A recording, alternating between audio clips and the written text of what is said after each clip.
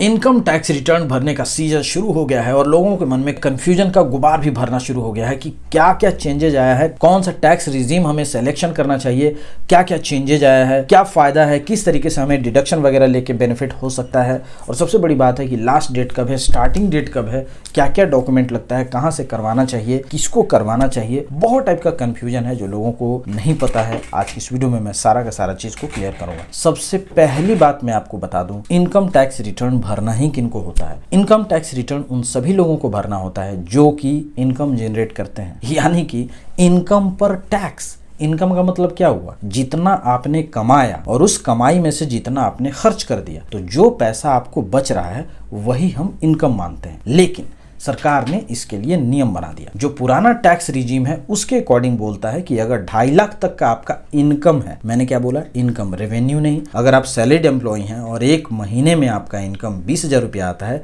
तो एक साल में आपका इनकम आएगा 2,40,000। तो एक साल में आपका जो टर्नओवर आएगा वो आएगा 2,40,000। लेकिन आप इसमें खर्चा भी क्लेम करेंगे। 2,40,000 कमाने के बाद सीधा 2,40,000 बचा थोड़ी लिया हमने, वो इनकम नहीं हुआ, उसमें हमने खर्चे भी किए। हमारे बच्चे के स्कूल के खर्चे थे, खाने पीने का रेंट, ये वो सारा कुछ मिलाने के बाद अगर मान लीजिए कि आपने कहा कि आपका इनकम मात्र 50,000 रुपये बचा, तो इनकम टैक्स रिटर्न में हम 50,000 रुपए के इनकम पे हम बात करेंगे। तो सरकार ने कहा कि पुराने वाले टैक्स रिजीम के अकॉर्डिंग कि अगर आपका इनकम 2.5 लाख रुपए तक का है तो टैक्स देना है आपको 0 रुपया।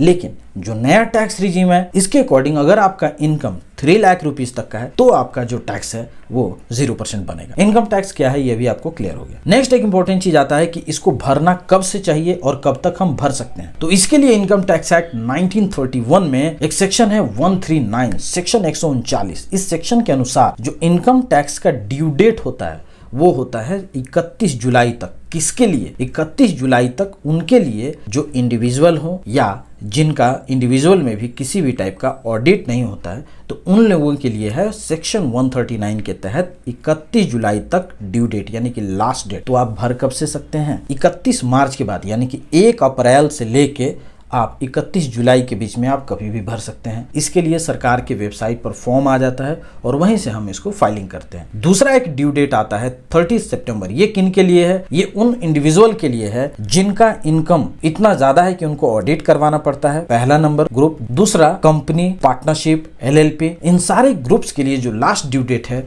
वो है 30 सितंबर, यानी कि 30 सितंबर तक में ये लोग कंपनियां भर सकती हैं। चूंकि इनको ऑडिट कराना है, एनुअल रिटर्न फाइल करना है, तो आपके केस में आप अभी से फाइलिंग करना स्टार्ट करवा दीजिए, क्योंकि जैसे जैसे ड्यू डेट नजदीक आता है, यानी कि लास्ट डेट नजदीक आता है, वैसे वैसे फाइलिंग का जो प्रेशर है वो बढ़ने लगता है। इनकम टैक्स एक्ट का वेबसाइट क्रैश करने लगता है। तो जितना जल्दी हो सके आप फाइलिंग स्टार्ट कीजिए। स्क्रीन पर दिए नंबर से आप संपर्क कर लीजिए अपने फाइलिंग के लिए। नेक्स्ट बात करते हैं कि क्या 1 अप्रैल 2024 से किसी भी टाइप का क्या कोई चेंजेज है कि नहीं है। तो आइए मैं आपको दिखाता हूं कि भारत सरकार इस पे क्या कहती है। तो मिनिस्ट्री ऑफ फाइनेंस ने एक ट्वीट करके कहा कि उनकी नोटिस में आया है कि बहुत सारे ऐसे मिसलीडिंग इन्फॉर्मेशन चल रहे हैं। 1 अप्रैल 2024 से चेंजेज आए हैं। आइए मैं आपको बताता हूं क्या चेंजेज है। ऐसे ऐसे करके लोगों ने वीडियो भी बना लिया है मजे के लिए, जो कि न सिर्फ मिसलीडिंग है बल्कि गलत भी है, फॉल्स भी है। सरकार ने क्या बोला है? There is no change which is coming from 1 April 2024, यानी कि 1 अप्रैल 2024 के बाद किसी भी टाइप का कोई चेंजेस नहीं है। जो जैसा पहले था वैसा ही अभी भी रहेगा। तो आइए हम लोग देखते हैं एक बार क्या इसका टैक्स स्लैब है और इस टैक्स स्लैब का लेने का किनको क्या बेनिफिट हो सकता है। सो बेसिकली यहाँ पर 2 टैक्स रिजीम है। टैक्स रिजीम यानी कि आप पुराने तरीके से आप भरेंगे या नए तरीके से आप भरेंगे, तो दोनों भरने में क्या क्या आपको बेनिफिट मिल सकता है, क्या टैक्स स्लैब है वो। सो सबसे पहले हम लोग न्यू टैक्स स्लैब की बात कर लेते हैं। 0 से 3, यानी कि जिनका इनकम 3 लाख रुपए तक का है उनको टैक्स कितना भरना होगा? 0%। नेक्स्ट, जिनका इनकम 3 लाख से 6 लाख के बीच में है उनके ऊपर जो टैक्स रेट लगेगा वो 5% का लगेगा। 6 लाख से 9 लाख के बीच में है उनके ऊपर जो टैक्स रेट लगेगा 10% का लगेगा। जिनका 9 से 12 लाख है उनके ऊपर टैक्स रेट लगेगा 15%। जिनका 12 से 15 है उनको 20, और जिनका 15 लाख से एबव है उनको 30%। तो ये हो गया नए वाले रिजीम के अनुसार। इसमें आपको नेट 50,000 का बेनिफिट तो गवर्नमेंट दे रही है, लेकिन पुराने वाले टैक्स रिजीम में जो एक बेनिफिट मिलता था डिडक्शन का, वो इनको नहीं मिलेगा। पुराने वाले टैक्स रिजीम का क्या कहना है? पुराने वाले के अकॉर्डिंग अगर आपका इनकम 2.5 लाख रुपए तक का है तो आपको जीरो इनकम देना है, तो आपको 0% टैक्स लगेगा, यानी कि 1 रुपए का भी टैक्स नहीं लगेगा। लेकिन अगर 2.5 लाख से 5 लाख के बीच में तो आपका 5% टैक्स रेट होगा, 5 से 10 लाख है तो 20%, और वहीं अगर आपका 10 लाख अबव है तो आपका 30%। ये जो भी टैक्स रेट्स आपको बताए गए हैं, इस टैक्स रेट में टैक्स प्लानिंग करके हम टैक्स का बेनिफिट उठा सकते हैं। आप टैक्स नहीं भर के गलती कीजिएगा, बेहतर है कि टैक्स भरिए और प्रॉपर टैक्स प्लानिंग के साथ भरिए, आपका पैसा भी बचेगा और आप सरकार के नज़र में बने भी रहेंगे। अदरवाइज नोटिस बहुत आ रहे हैं, इस चीज़ का आप ख्याल रखिएगा।